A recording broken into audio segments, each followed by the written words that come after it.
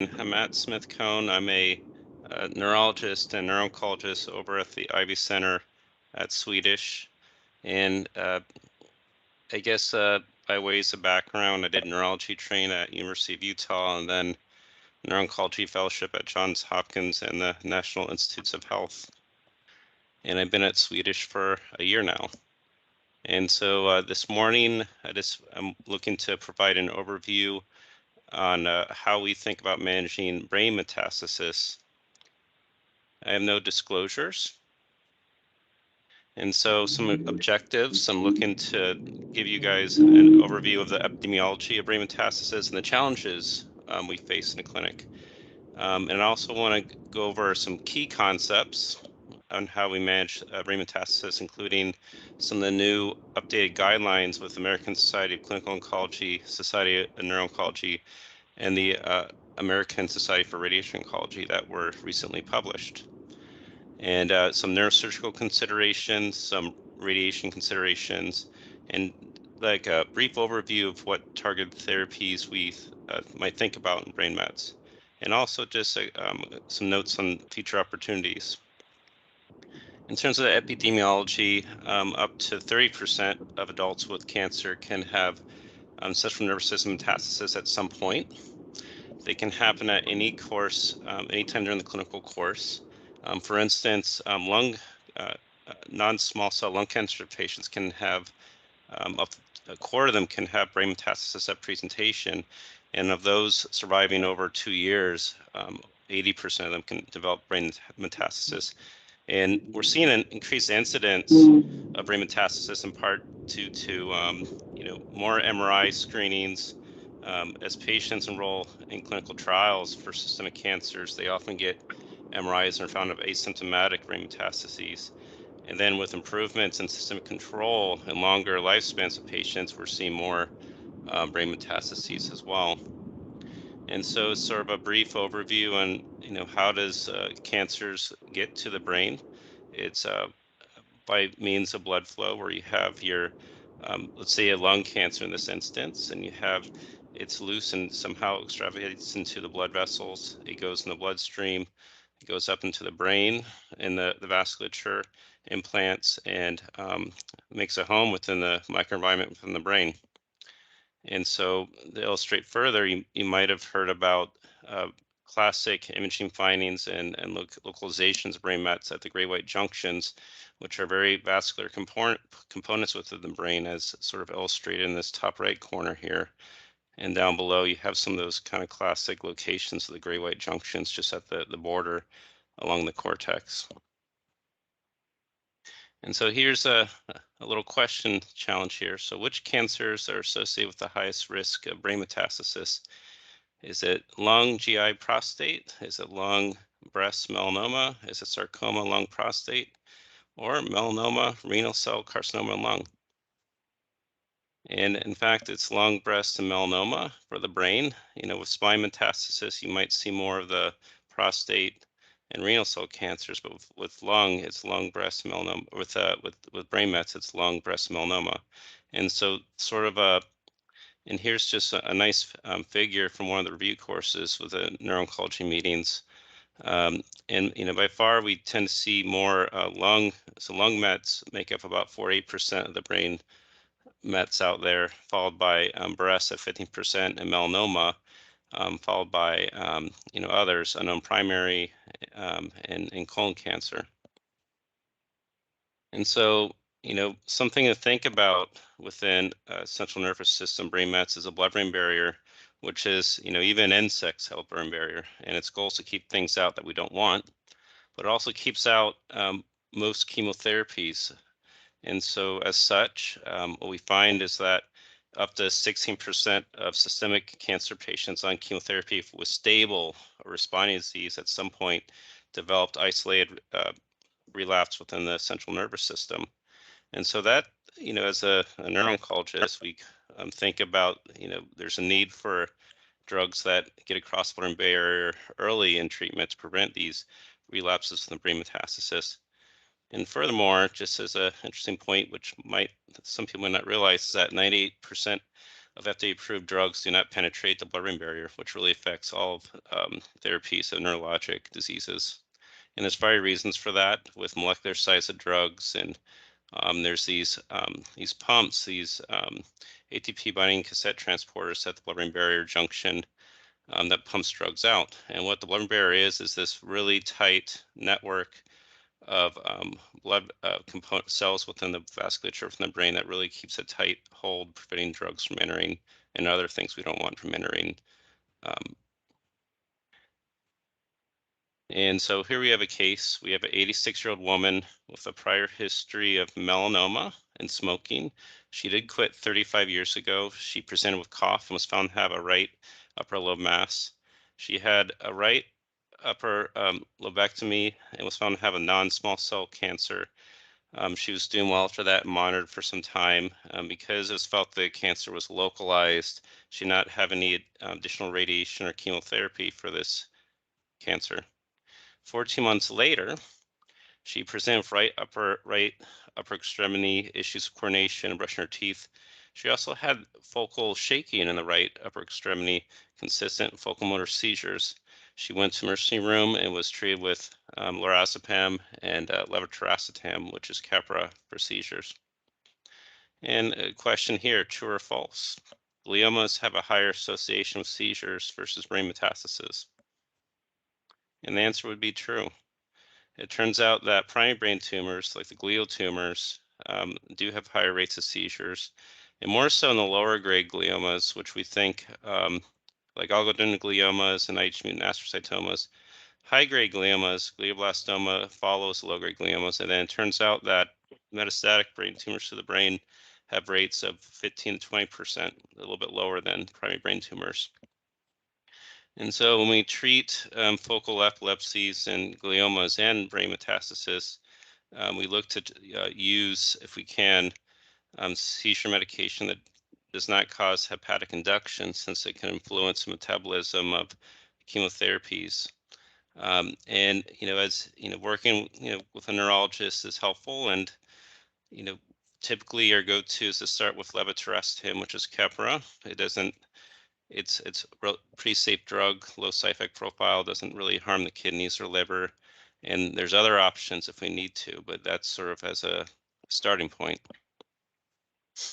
And so going on for a case, our patient had body imaging which did not show any other cancer growth, but MRI of the brain did show a few lesions. So we have in the left frontal gyrus here, she was found to have what's some kind of a new mass, and then also in the left posterior frontal precentral gyrus over here on the left side. And then on the right side, in the paracentral lobule, she also had a new lesion, and this is concerning for metastasis. And so with the guidelines that is coming out for how to manage brain metastasis, one key recommendation is, here we have a patient that has a history of lung cancer over a year ago that was completely resected, and also a history of melanoma. We're not quite sure what we're treating yet. And so surgery, could be offered for suspected brain metastasis without a primary cancer diagnosis. We also think about surgery in patients with large tumors, with a lot of mass effect that are symptomatic. And consideration we think about with neurosurgical resection is how well controlled the systemic disease. In this case, the patient doesn't have known systemic disease that's active. But patients with uncontrolled systemic disease were not less likely to think about surgery in those patients, of course, with caveats and brain tumor board discussions. And so this patient had a biopsy of her left frontal met. It showed a poorly differentiated adenocarcinoma, consistent lung metastasis. This next generation sequencing was looking for mutations, and she was found to have a KRAS alteration, which is common in people who are smoking. And her tumor was PD-L1 positive, suggesting that it could be responsive to immunotherapy.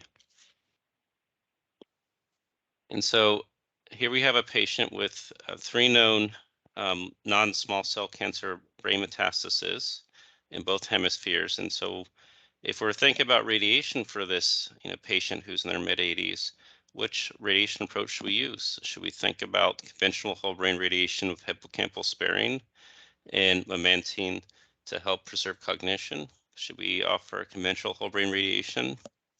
Should we give stereotactic radiosurgery to each lesion? Or is there enough concern that the cancer's everywhere within the central nervous system and give current spinal proton radiation? And based upon the data that we had, um, the best answer would be stereotactic radiosurgery to each lesion. And so, patients with symptomatic brain metastasis should be offered local therapy, whether it be surgery, radiation, or combination of the above. Um, and there's high quality, evidence to do so in this case.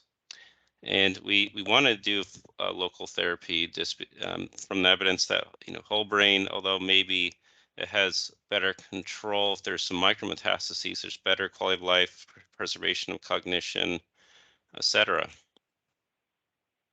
And so, and here's kind of an illustration of what stereotactic radiosurgery is. So you have, a patient, one example of stereotactic radiosurgery is gamma knife, you might have heard about. And you have a patient laying on a table, and a bunch of focus photon beams are on one lesion, at a time.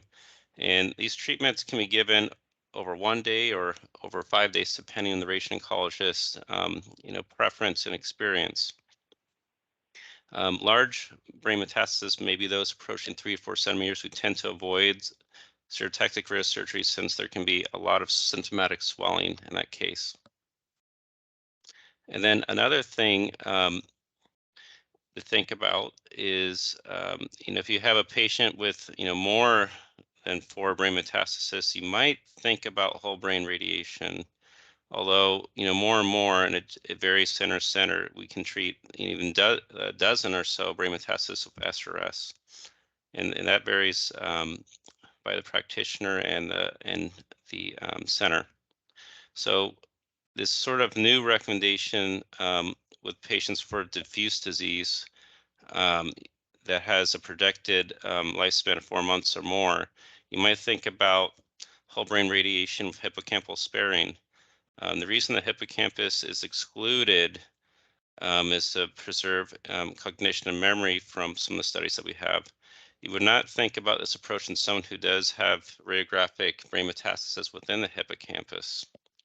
And then additionally, it's felt that memantine, which is a glutamate inhibitor, which is a drug we use in dementia patients, um, this combination together is felt to help decrease the rate of deterioration of executive function and fatigue and other cognitive factors over time. So hence, this is sort of a newer kind of mainstream recommendation that is an option.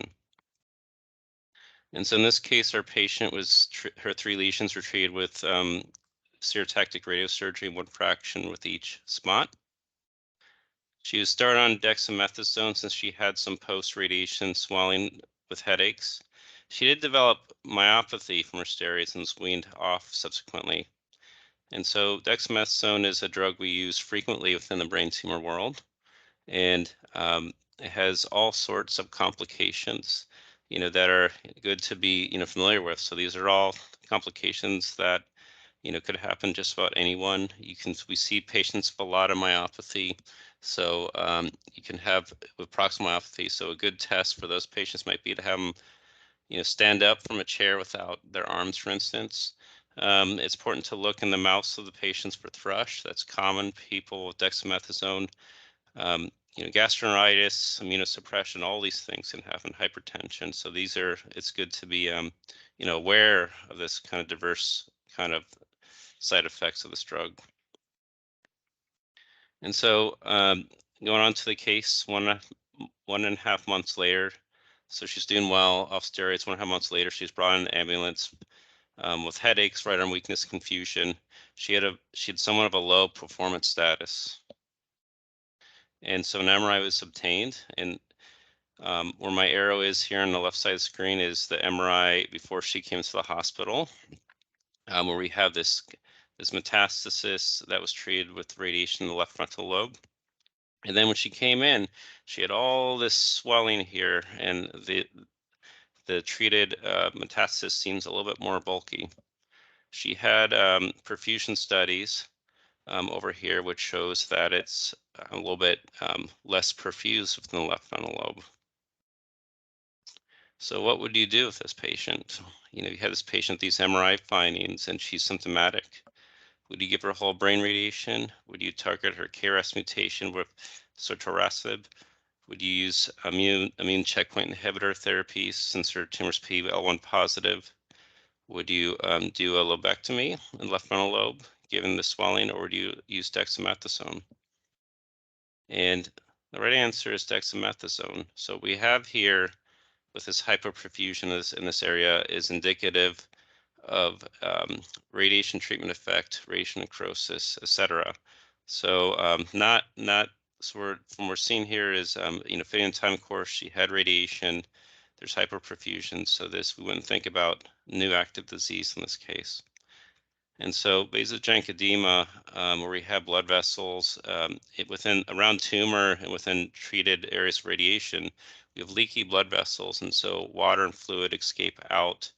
Um, there is thought to be vascular endothelial growth factor mediated, and so with the leakiness of blood vessels, you have swelling and symptoms. And so dexamethasone can close the sort of tight junctions within the vasculature to help control the edema. And so the patient was started on high dose steroids, and she was not doing well. She wasn't feeling well. She wasn't improving that much, um, and myopathy was worsening. And hospice was considered. Um, Neuro-oncology was consulted, and we recommended a trial of an IV drug called bevacizumab, also called Avastin, to see if that can help with this high level of radiation necrosis and edema. And subsequently, she had after a couple, even a week after the first dose, she started having improvements in cognition, physical function. She's able to wean off steroids, and she actually went home. She was at the point where she was in hospice, and she went home and had some home nursing, but had some nice fulfilling walks outside, conversations with family, etc. And you can see down below the sort of dramatic response she had with bevacizumab. So, before and after, a lot less edema, all this kind of bright, hazy stuff's decreased. Um, so a great response. And just emphasize again, since edema is vascular and growth factor mediated, that's the target of Avastin. So we just use, in a way, a targeted therapy for edema. And so going on, what about for a different scenario? What if you have a patient with asymptomatic brain metastasis? Um, do you do surgery? Do you radiation? Do you drugs? I mean, long story short, it's really a multidisciplinary discussion. What cancer does the patient have? Are there any targetable mutations, etc.? There are a few mutations that the updated guidelines recommend really thinking about if you have asymptomatic metastasis. And here's just here's just an overview of what the National Cancer Comprehensive Network guidelines suggest for um, treating brain metastasis, symptomatic or not, just some options we have to think about. And in the other guidelines that I was mentioning there, if you have someone with lung cancer that's EGFR positive, for instance, you might think about osimertinib. And you can see just illustrating here from this case report that with this carbon 11 study, this drug, it does cross blood barrier, does get in the brain mets, and patients do see responses. So if you have an asymptomatic brain mets patient, this is an option maybe to think about before radiation and surgery potentially. And going on, what if you have an ALK rearrangement kind of mutation? In a lung cancer patient, you can use a drug such as brigatinib. And although we didn't focus on leptomeningeal disease, here's a case showing a dramatic response of ALK positive lung cancer responding, where on the left-hand side, we see all this kind of enhancing diffuse disease within the sulci. And then we have radiographic response here, complete radiographic response. And then immunotherapies are big in the news. So a checkpoint inhibitor such as pembrolizumab and a PD-L1 positive lung cancer can, be an option as well to think about, where we can have improvements. And then what about melanomas? So here's a patient, seen in clinic who was on, who had what's called a BRAF V600E mutation, and so you can block that pathway with a BRAF inhibitor, and then also what's called a MEK inhibitor, which is a little bit lower down the pathway to prevent resistance mechanisms. In this case, the patient in 2 months had a complete response of melanoma. And then, immunotherapies is something to think about as well. The slide's a little bit out of order, but essentially you can see kind of down below there that, sorry, the slide's a little bit off, but if you can use dual checkpoint inhibitors as well with melanomas, and you can have responses. And as you may have heard, Jimmy Carter was one of the first early adopters of these immunotherapies, and he was in his 90s, had he had liver and brain metastasis with his melanoma, was started on pembrolizumab in this case, and had complete response and was in remission. And then sort of a very new kind of treatment combination for, think about asymptomatic brain mets and breast cancer, or the HER2 positive cases. And this HER2 CLIMB trial, has shown there's benefit of this cocktail of drugs with HER2 positive breast cancers with tucatinib, trastuzumab, and capecitabine.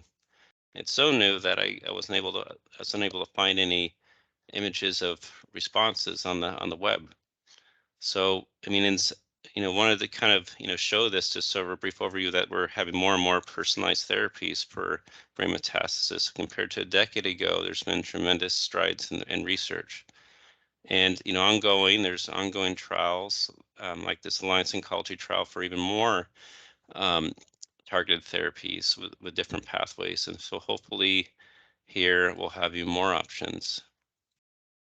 And so as a summary, I hope you were able to take away that care of brain metastasis requires multidisciplinary care for a variety of people. It's a team sport.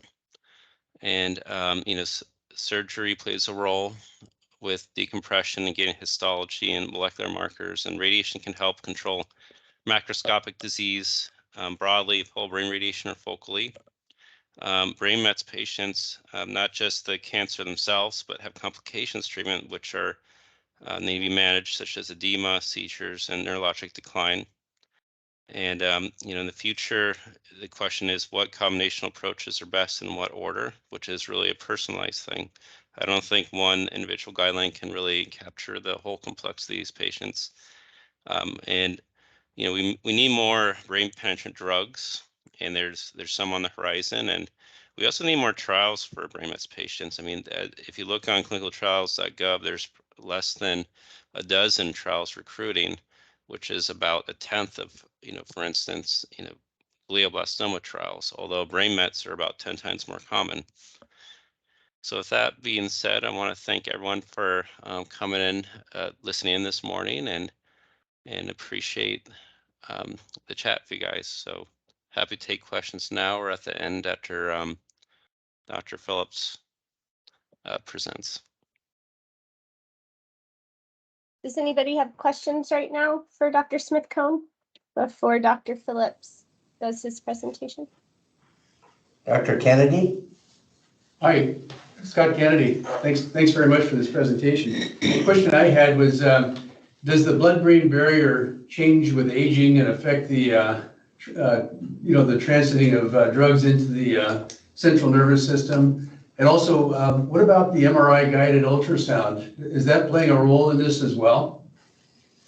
So first question is, with aging, does the blood-brain barrier change? And there is some thought with patients with vascular dementias and Alzheimer's, the blood-brain barrier can be more leaky, and perhaps some of that has a role in cytotoxicity of those patients. And whether that's been shown to have like a strong correlation with drugs and things at this point, not so much. For instance, the glioblastoma patients, we see that it's a cancer of the elderly, and we see them 50s, 60s, 70s, and above, and haven't really seen, or there hasn't been literature to my knowledge that's really shown that maybe a 30-year-old versus a 7-year-old, would there be more drugs getting across. But there does seem to be focal points of leakiness as we in some people as we age. And then focused ultrasound is an area of investigation to focally open the blood-brain barrier, and there are a variety of devices for that in trials. Nothing mainstream yet, but there are various centers looking into that for diffuse gliomas and also brain mets. But I think since brain mets can kind of have these micrometastases, I think although focused ultrasound's helpful, I think better drugs, so you can kind of hit both hemispheres of the brain and get all the cancer cells we can.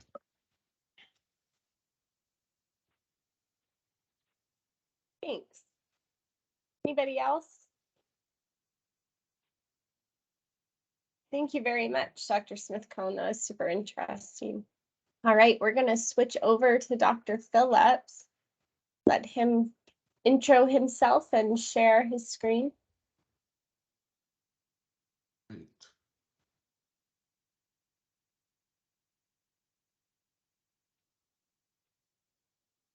Can you see my screen? I'm not tech savvy.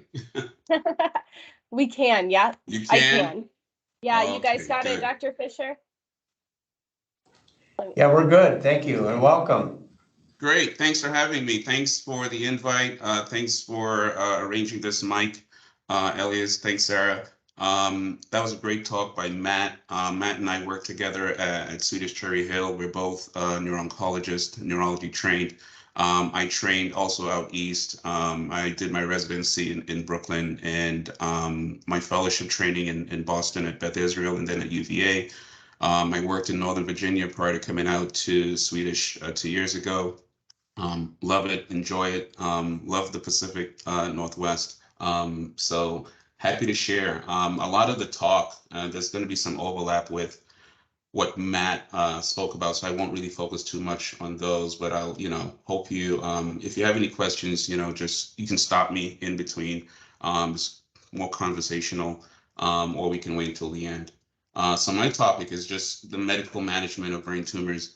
Brain tumors patients present with a myriad of complaints, as Matt illustrated eloquently. We deal with a lot in the clinic, and this, due to time constraints, we can't get into all the nitty gritty, but the most common, I'm just going to address, are seizures, swelling in the brain, vasovagal edema, radiation, thrombus, cognitive issues.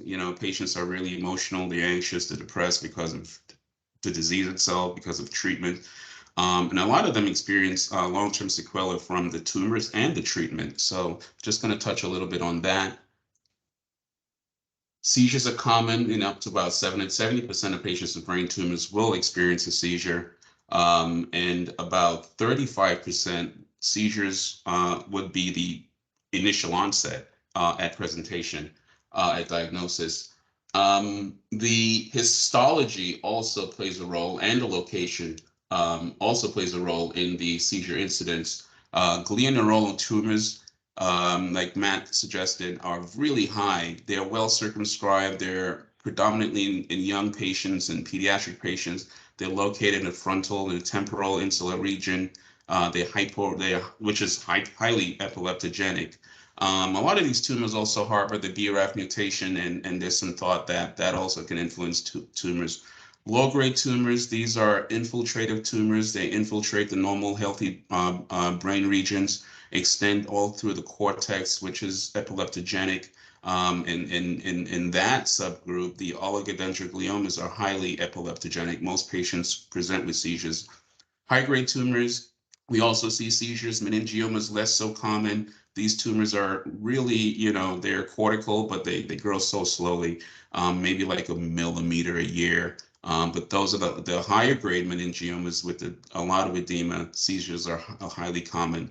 In brain mets, these tumors are also well circumscribed. Not so common, but in those with melanoma, which tend to bleed and more cortical, and lung cancer, they have high seizure incidence. So here is an illustration of a ganglioglioma. Like I said, these are well circumscribed. This is a tumor that's restricted to the mesial temporal lobe on the left. There's this mural nodule. So this is a highly epileptogenic area. Seizures are propagated here. Patients often present with temporal lobe epilepsy. They have these auras, these deja vu, just smelling burning rubber, or I had one guy smelling gas. But these are surgically, the surgery is curable. We usually don't radiate these or give chemo. Surgery is helpful, but if the tumor continues to grow, we can radiate them. On the far right, this is a oligodendroglioma. This is a wedge-shaped tumor. It has that wedge-shaped pattern. It's infiltrative, extends all the way out to the cortex. So a lot of this epileptogenic focus here. These patients often present with seizures. Meningiomas, like I said, well circumscribed. This is in the falx, in the posterior area, and not so common. And mets also can have seizures, lower incidence, well circumscribed, usually restricted to the watershed zones in the brain, the white matter, and not so cortical. But if melanoma, like I said, or lung, they can be cortical, and melanoma also bleed. We've come a long way with anti-seizure drugs from the 1950s till now. We're doing away now with the first generation drugs. We don't really use these older drugs, phenytoin. We don't use these. These are enzyme inhibiting drugs, hepatic enzyme inhibiting drugs. They interact with other drugs, so we don't really use them. Nowadays, we're using Keppra. It's widely available drug. It has PO and IV formulation. It doesn't interact much with other drugs. It's renally excreted. It's cost effective. So we use Keppra a lot. A lot of add-on drugs. I use a lot, and a lot of clinics use it. Levotiris, I'm sorry, where we are. Lacosamide, here we go. Lacosamide plus Keppra. We use it as an adjunct for tumors that are refractory, or seizures that are refractory to Keppra. There's no published data to suggest one drug is better than the other. We tend to select based on adverse events and drug interaction, convenience, and cost. Again, we avoid drugs that inhibit the hepatic enzymes. And like I said, Keppra is the most common. The lacosamide is also favorable, and no drug-drug interaction with the two. So it's a good to add on Vimpat or lacosamide as an add-on drug. There's a lot of data out there, and you probably well know that patients with Keppra, a majority of these patients who have pre-existing neuropsychiatric issues would experience challenges with Keppra. Some patients become agitated, hostile. They experience psychosis. A lot of them depression. One patient told me this is a divorce drug. He calls it the divorce drug. Get me off the divorce drug. I even saw a patient yesterday, was really hostile, new patient, brain tumor in the temporal lobe, on Keppra. Oh, it was brutal. We had to get off the Keppra. So it was very common. There's twice this week that happened. It's very common we experience, and patients do better once they're off the Keppra. Practice guidelines recently updated show that, the knee-jerk reaction, patients come in, they go into the ER, suspected brain tumor, MR shows a lesion, automatically they're put on anti-seizure meds. The data shows that there's no data for having, treating patients prophylactically with anti-seizure meds if they did not have a seizure.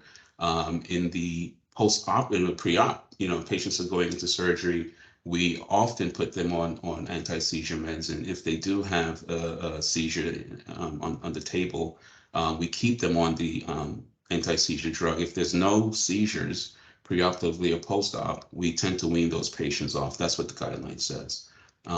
So that's a practice, and it varies on where you go and who's treating, but a lot of times patients end up staying on the Keppra or anti-seizure meds, even if they didn't have seizures. So we try to look out for those patients, because it can influence treatment, it can influence the quality of life, fatigue, and we'll talk a little bit more about that. Matt talked about the vasogenic edema in the blood-brain barrier. These tumors, they recruit just blood vessels that are faulty, that are leaky. The blood-brain barrier is open, they leak fluid and cause swelling, and that causes neurological issues. There's a key distinction between vasogenic edema and cytotoxic edema. So a patient comes in, they go to the ER, they get a scan. The question is, we see some haziness or some hypointensity on the scan. So the question is this a stroke? Is it a tumor? And the key feature, the key distinction between a stroke and a tumor, so cytotoxic edema extends all the way to the cortex. All the way to the cortex, the blood-brain barrier is intact. So in this scenario, the proton pumps in the cells are faulty. So you have water accumulation. In vasogenic edema, the capillaries are permeable, so water leaks out. It restricts, it limits, it doesn't extend all the way to the cortical border, so you get these ribbon-like, finger-like projections on vasogenic edema. So that's a key distinction. Here's a patient, this is what it looks like on the MR, patient with a brain met, newly diagnosed, a lot of edema surrounding this hypodensity in the left temporal lobe. Here's a lady came in with seizures, found to have this mass in the frontal lobe, left frontal lobe, very irregular borders and this dense enhancement. There's a lot of midline shift in the frontal region here, and a lot of edema, swelling. It looked very ugly, looked very angry. She went immediately to the OR, and it turned out to be a meningioma and not a high-grade tumor. She's doing really well. So dexamethasone has been a staple for combating or ameliorating symptoms from seizures. It's been an age-old drug, and it's still the standard. We like dexamethasone because it has a low mineralocorticoid effect. It has a very long half-life. It's half-life of about 45 hours. It improves clinical symptoms. Once we give the patients, we look for symptomatic improvement in anywhere from 24 to 72 hours. Once that's achieved, I try to wean the drug. We try to pick the lowest dose that's effective. Here are the relative potencies, and you can see dexamethasone has a very long half-life and no mineralocorticoid effect. We tend to see dramatic improvement when patients with generalized brain dysfunction, headache, lethargy, and herniation. It's less effective in focal signs. So patients with hemiparesis due to swelling or tumor location in the motor strip with swelling, patients with aphasia or visual field cut, you may see, modest benefit, but we still give it, and there's no standard dose. I like to go low for patients that are stable, asymptomatic. I use maybe 4 to 8 daily, and I wean them. If there's no improvement, I double the dose every 48 hours until I see a response, and I start tapering once a response is achieved. There are other uses for corticosteroids in patients with chemotherapy-induced encephalopathy. Patients go into the infusion center and they're getting, let's say, for instance, methotrexate or irinotecan, nausea, vomiting. Patients getting Avastin, encephalopathy. So, corticosteroids, Dex is standard. Dexamethasone is also used for CNS lymphoma. It has an oncolytic effect on lymphoma cells. We use it a lot for radiation necrosis and radiation-induced myelopathy, patients with spinal tumors. getting focal radiation later on, they can develop myelopathy, of course, spinal cord compression, and in arachnoiditis. Here's a patient recently seen about 2 weeks ago, had radiation to a mass lesion in the left parietal temporal region, lot of swelling, dramatic swelling. She's on steroids now to treat this radiation necrosis. The onset of radiation necrosis can occur anywhere from 3 months to 10 years, depending on the situation. But these respond favorably to steroids. Matt spoke about immunotherapy, which is, a new modality for treating systemic and brain mets. And one complication is just immune response. You heighten the immune response. Every organ system could be affected. Patients often, you see colitis, hepatitis. I had one guy with GBM on Pembro and just fulminant toxicity to his liver. But corticosteroids was able to abolish those symptoms, to his transaminitis return to normal with corticosteroids. First line therapy, corticosteroids, IVIG, or plasmapheresis, immunosuppressive drugs we can also use as add-on. Matt spoke about side effects of DEX. We see a lot of myopathies, predominantly in elder patients. If you're on the steroids too long, the proximal muscles are weak in the legs.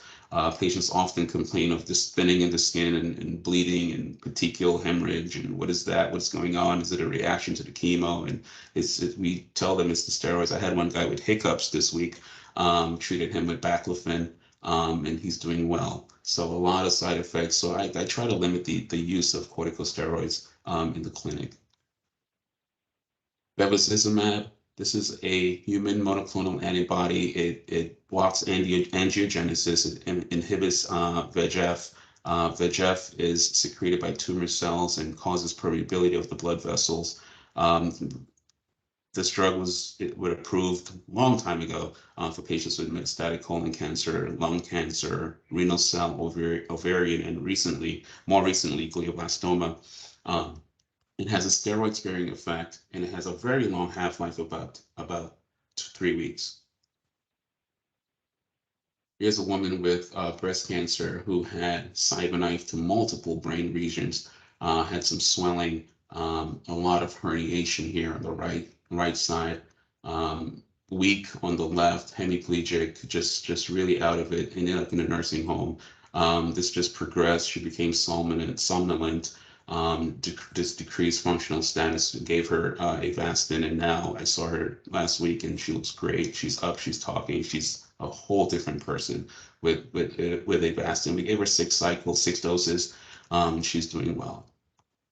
Another patient of mine with oligodendritic glioma, a lot of mass effect, a lot of compression, not a surgical candidate, and did well following 2 doses of Avastin. Avastin does have its limitations, side effects.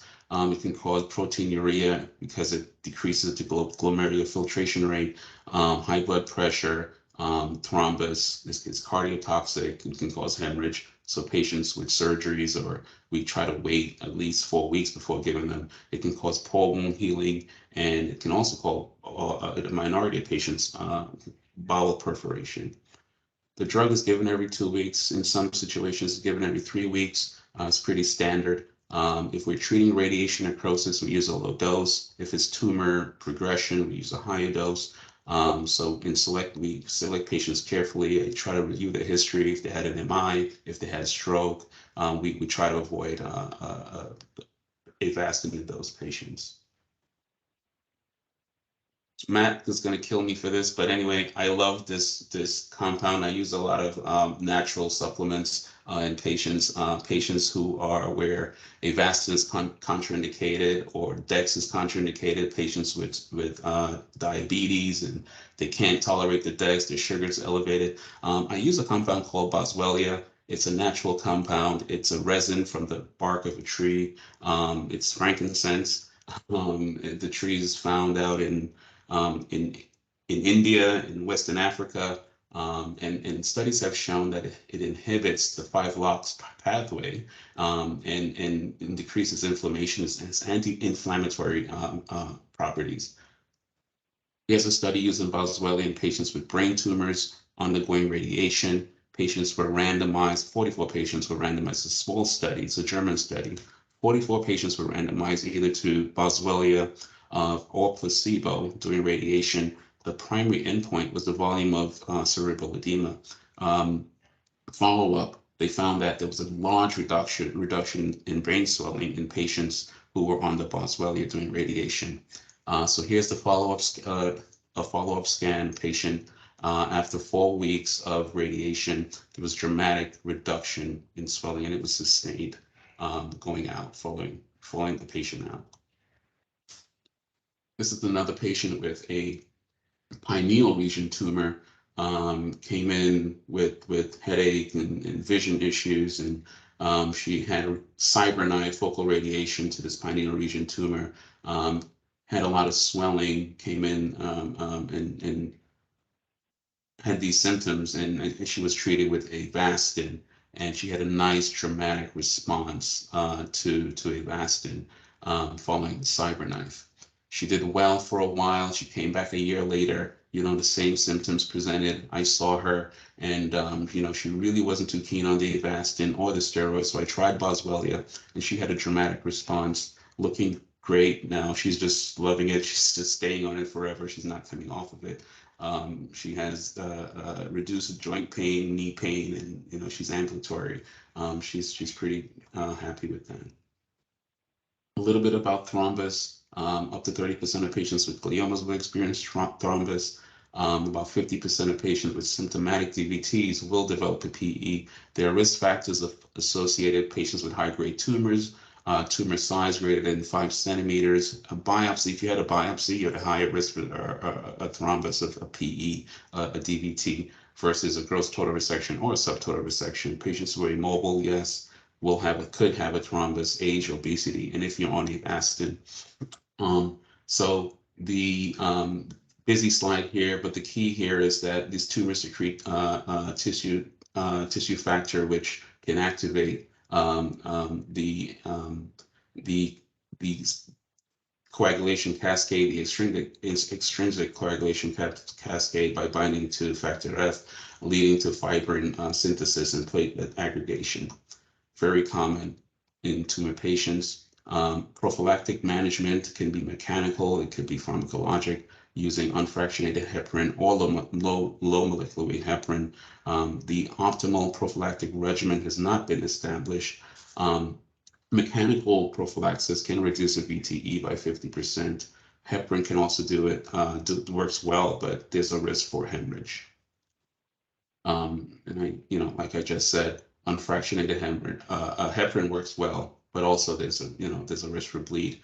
There was a study that looked at prophylactic management of patients with glioma, newly diagnosed glioma. That study was using a low molecular weight heparin called dalteparin, and that study was stopped prematurely due to poor accrual.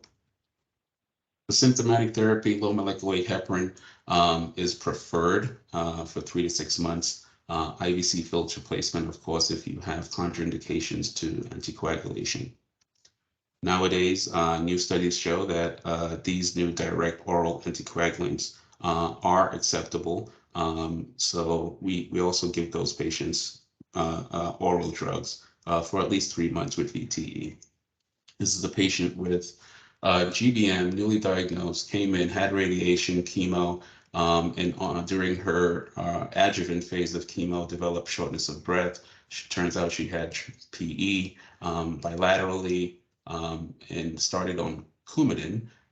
Just subsequently, she developed diverticular disease, needed surgery, like urgent surgery, and got an IVC filter. This is a sad case of a 33-year-old woman we saw in clinic recently with hemorrhagic metastatic melanoma.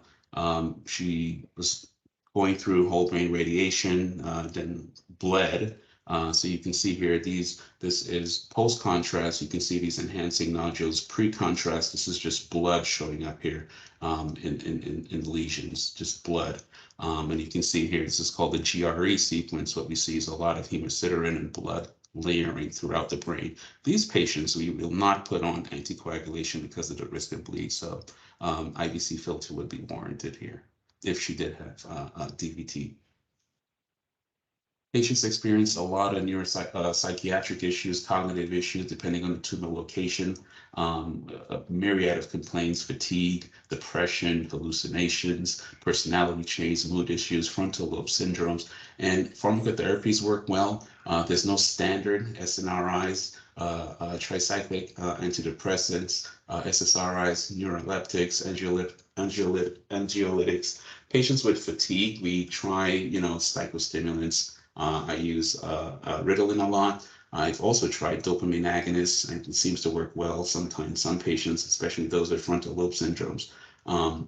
There's data for or Donpezil. I don't use it so much. I don't know if you use it, Matt, but there's limited data out there. I use a lot of anti-seizure drugs to help mood, to stabilize mood. Depakote is my go-to, or lamotrigine, well tolerated. Recently I put a guy on Effexor because he was so anxious, but it kind of backfired on me. He became suicidal. He had 2 suicidal attempts, so we had to stop that. Here's the study using lamantine in patients with going through whole brain radiation. That data, the patients, about 500 patients were randomized to Namenda versus placebo. And that study did show a decline in delay recall. There was a longer time to cognitive slowing. There was superior results for executive function, processing speed, and delayed recognition. Here's a nice lady with an anaplastic astrocytoma. She's about 31 years out from diagnosis. Really nice, but she had a lot of white matter change in the frontal lobe bilaterally. She developed Parkinsonism, very slow, shuffling, stiff, flat face, no facial expression. I put her on a Nupro patch, a dopamine agonist, and she's up talking, smiling, walking, and husband is really happy about that. Here's a guy who came in, 40-year-old guy, headache, visual changes, fatigue, loss of libido, blurry vision, polydipsia, polyuria, found to have this pituitary lesion, had a biopsy, it was a craniopharyngioma, papillary craniopharyngioma, and he harbored that BRAF mutation that was, told us he would respond to that MEK inhibitor, BRAF inhibitor and MEK inhibitor that Matt spoke about. And he had a dramatic response, doing really well. He's now on endocrine hormone therapy for his endocrinopathies, doing really well. And that's kind of all I had today. In the interest of time, I'll take any questions. We have 4 minutes.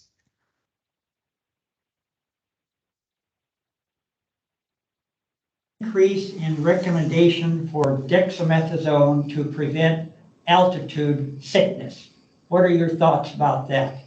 That's an interesting question. Altitude sickness, I've never used it in that setting.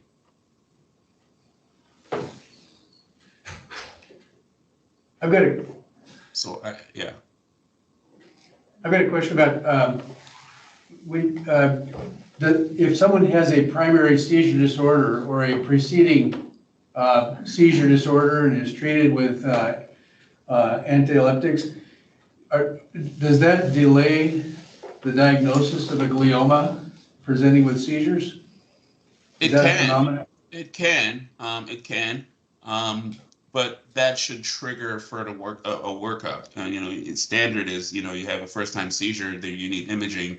Some patients will get it, some ER, you will get, a CAT scan to exclude a bleed. But I have seen where they haven't gone a step further and refer the patient to the neurology team for the MR to clarify. So if somebody it should not, but in some cases it has.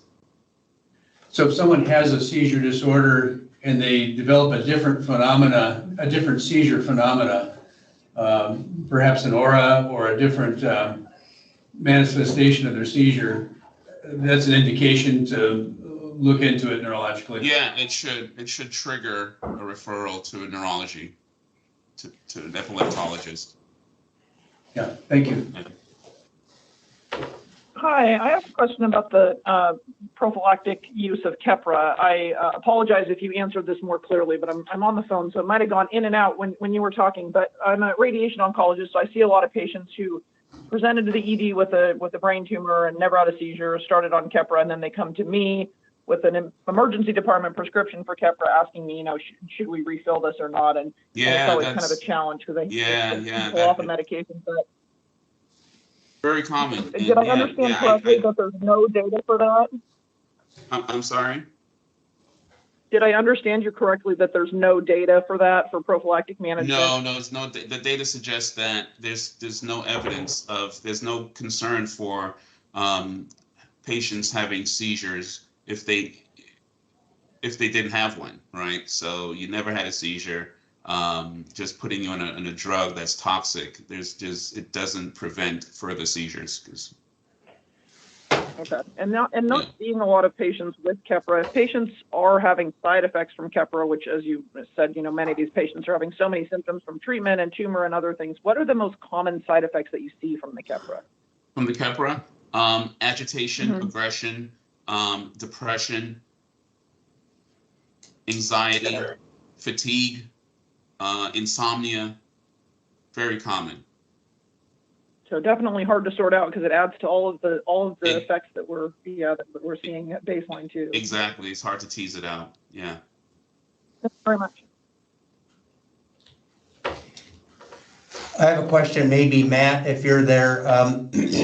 You talk about the prevalence of brain mets and lung cancer. Have immunotherapy been around long enough to know whether or not patients that are treated with immunotherapy for their lung cancer, whether or not that's changed the natural history of future development of brain metastases? So I'm not aware of, and that maybe Kester you are, but they're not aware of a study that has looked specifically at that for brain mets incidence on someone with systemic lung cancer on immunotherapy. But I mean, conceivably though, I mean, someone might, since lung cancer is so prevalent, and if someone has a PD-L1 positive lung cancer, which is the target of some of these immunotherapies, then I can imagine that if you did scans on everyone, which people wouldn't do generally unless they had symptoms, that there would likely be a decrease in brain metastasis potentially, since the immune system is different than other drugs. It's not so much blood-brain barrier where the immune system can get in those areas a little bit easier. But that would be an interesting study, I think, to look at if not done already. So that actually is could be one to kind of dive into and potentially published. But yeah, that's a good question. It's a good question, and I'm not aware of any studies either. Yeah, so maybe a future investigation. Yeah, I would hypothesize that it may increase the incidence. Patients that are living longer with therapies, they have a higher risk for brain tumors. So the incidence of brain tumor following treatment, it may be higher.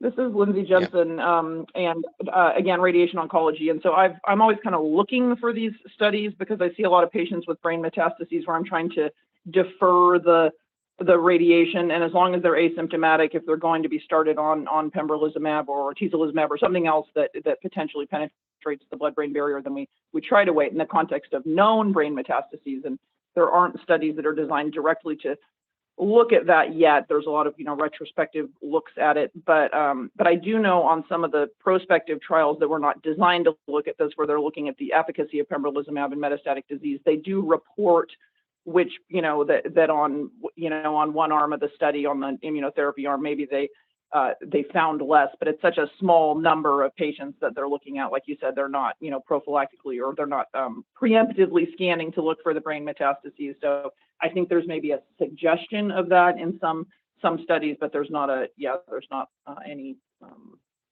high level data on it that I have been able to find. Yeah, and as patients live longer, yeah, brain mets incidence can increase, you know, if it's years down the road, but maybe in that earlier window, there'll be less. And, you know, the brain environment's relatively immunosuppressive compared to the system. So, yeah, there could be more in the long term, but in the short term, maybe there's a little bit less. But overall, I guess my hypothesis would be there's a benefit where you kind of delay brain mets, but I guess that could be Yes. a formal study Especially one day. during radiation. You might get that abscopal effect and you have less mets. And we've definitely seen the situation that you're describing too, where people come to me with diseases where we don't commonly see brain metastases and ask, you know, why is this happening to me? And there are people that pre-immunotherapy probably wouldn't have been alive after 2 years, and that often crosses my mind. So.